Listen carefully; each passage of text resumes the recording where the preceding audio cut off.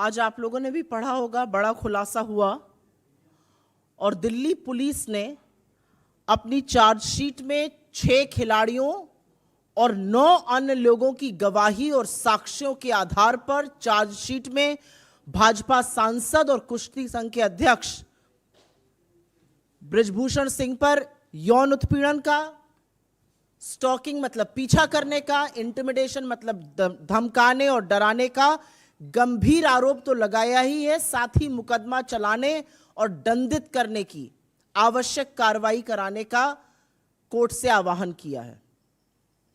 आपकी जानकारी के लिए यहां पर बताना जरूरी है कि बृजभूषण सिंह भाजपा सांसद पर धारा 506 आपराधिक धमकी, 354 महिला की लज्जा और शीलता को भंग करना, 354A यौन उत्पीड़न, 354D पीछा करना जैसी धाराएं लगाई गई हैं। पुलिस ने अपनी चार्जशीट में बृजभूषण सिंह को कोर्ट बुलाकर ट्रायल शुरू करने और विटनेसेस जो इसमें मेंशन्ड हैं उनको बुलाकर मुकदमा शुरू करने की पैरवी की है। इस चार्जशीट के अनुसार 108 लोगों से बात की पुलिस ने, जिसमें से 15 लोग, जिसमें रेसलर्स हैं, रेफरी हैं, कोचेस हैं, ने गवाही दी और उसमें यौन उत्पीड़न, डराने धमकाने जैसे संगीन आरोप लगाए। लेकिन विडंबना सबसे बड़ी यह है कि दिल्ली पुलिस की चार्जशीट उन्हीं लोगों के बयानों, उन्हीं लोगों की गवाही पर आधारित है जिन्होंने एग्जैक्टली ये सेम आरोप, एग्जैक्टली ये सेम गवाही सरकार द्वारा गठित ओवरसाइट कमेटी के सामने भी लगाई थी। आपकी याद ताजा करने के लिए बता दूं कि जनवरी 2023 में सरकार ने एक 6 सदस्यीय ओवरसाइट कमेटी गठित करी थी, जिसकी अध्यक्षता उत्कृष्ट मुक्केबाज श्रीमती मैरी कॉम ने करी थी। उन्होंने फरवरी के दौरान इन खिलाड़ियों की और अन्य लोगों की बात सुनी, जिस बातचीत के दौरान ये गंभीर आरोप लगाए गए। लेकिन अप्रैल 2023 में जब इस ओवरसाइट कमेटी ने स्पोर्ट्स मंत्रालय में अपनी रिपोर्ट प्रस्तुत करी, रिपोर्ट पेश करी, सबमिट करी, तो उसमें उन्होंने बृजभूषण सिंह के खिलाफ उठे आरोपों पर मानो आंख मूंद ली, एक आपत्ति नहीं जताई और पुलिस कार्रवाई तक की कोई मांग नहीं की। और जैसा कि सर्वविदित है, कोई कार्रवाई ना होने पर, ओवरसाइट समिति से पूरी तरह से विश्वास हिल जाने पर खिलाड़ी साक्षी मलिक, विनेश फोगट, संगीता फोगट, बजरंग पुनिया जैसे खिलाड़ी वापस जंतर मंतर पर आकर मजबूर हुए कि वो फिर से प्रदर्शन करें अपनी जायज मांगों को लेकर। और उस दौरान उनको गालियां दी गई, उनके साथ हाथापाई की गई, उनको सड़कों पे घसीटा गया, उनके सीनों को रौंदा गया। और यहां तक कि जब उन्होंने थक हार कर अपने मेडल गंगा में बहाने की बात करी तो इस सरकार ने अपील नहीं करी कि ऐसा ना किया जाए। पर क्या अब चार्जशीट में संगीन आरोप आने के बाद, साक्ष्यों के आधार पर बनी इस चार्जशीट के बाद भी सरकार मौन रहेगी? क्या अभी भी प्रधानमंत्री कुछ नहीं बोलेंगे? क्या अभी भी महिला बाल विकास मंत्री स्मृति ईरानी अपना मुंह तभी खोलेंगी जब राहुल गांधी के खिलाफ विश्व गणना रहेगा? क्या खेल मंत्री अनुराग गोली मारो ठाकुर तभी नारे लगाएंगे जब दिल्ली में दंगे कराए जाएंगे? इस चार्जशीट पर कोई कुछ नहीं बोलेगा। क्या अभी भी संरक्षण बृजभूषण शरण सिंह को दिया जाता रहेगा? क्योंकि असलियत यह है कि अगर जरा सा भी नैतिकता, रत्ती भर नैतिकता इस सरकार में, इस देश के प्रधानमंत्री में, इस देश के गृह मंत्री में, भाजपा के अध्यक्ष में होती तो संरक्षण बेटियों को मिलता, बेटियों के खिलाफ अपराध करने वाले आरोपी को नहीं। लेकिन यह देश भी देख रहा है और यह देश देख रहा है कि कैसे लगातार, नॉट वंस नॉट ट्वाइस, एक बार नहीं, 2 बार नहीं, लगातार भारतीय जनता पार्टी नेताओं, सरकार और प्रधानमंत्री का संरक्षण आरोपी को मिलता है इस देश की बेटियों के विरुद्ध। तो इस मंच से हमारे प्रधानमंत्री से बहुत ही चंद कुछ सवाल हैं। हमारा पहला सवाल तो वही है जो यह सवाल पूरा देश सोच रहा है। महिला खिलाड़ियों के खिलाफ यौन शोषण के मामले पर प्रधानमंत्री चुप क्यों हैं? उन बेटियों के मामले पर जिनको उन्होंने अपने घर की बेटी कहा, उन खिलाड़ियों के मामले पर जिनके साथ उन्होंने फोटो खिंचवाने में मिनट भर भी देरी नहीं करी, प्रधानमंत्री इस पर मौन क्यों है?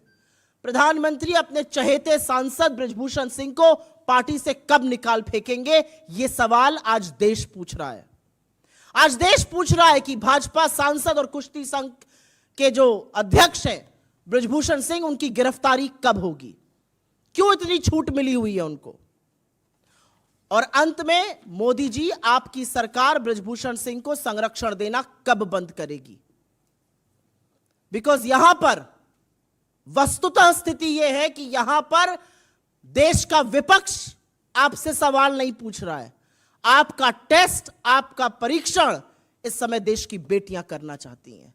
क्या नैतिकता है जरा सी भी आप में, और आप क्या कीजिएगा। I will very briefly make the same statement in English. In a huge revelation that we all woke up to, and something that one has known about, the Delhi police has filed its charge sheet, and in its charge sheet, on the basis of evidence and allegations made by some of India's most decorated athletes, referees, coaches,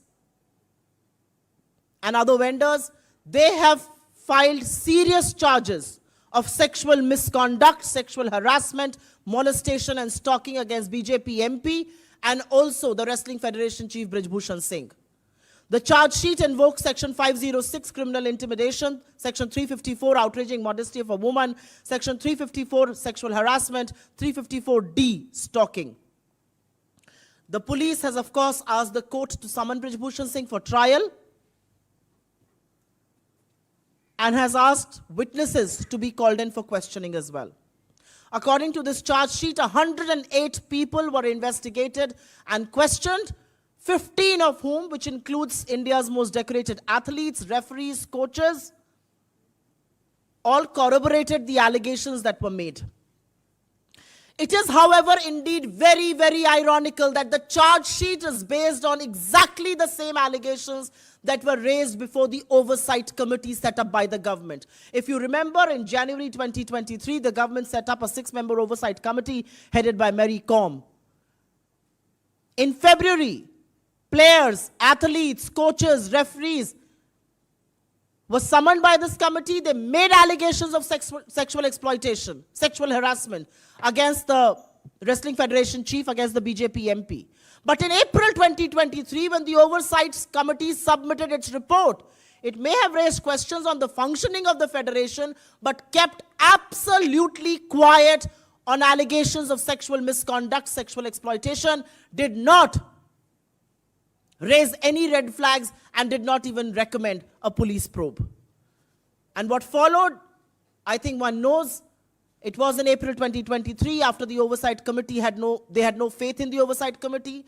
They had no faith of an investigation. India's most decorated athletes returned to Jantar Mantar to carry on with their protest, asking for their rights, speaking against exploitation.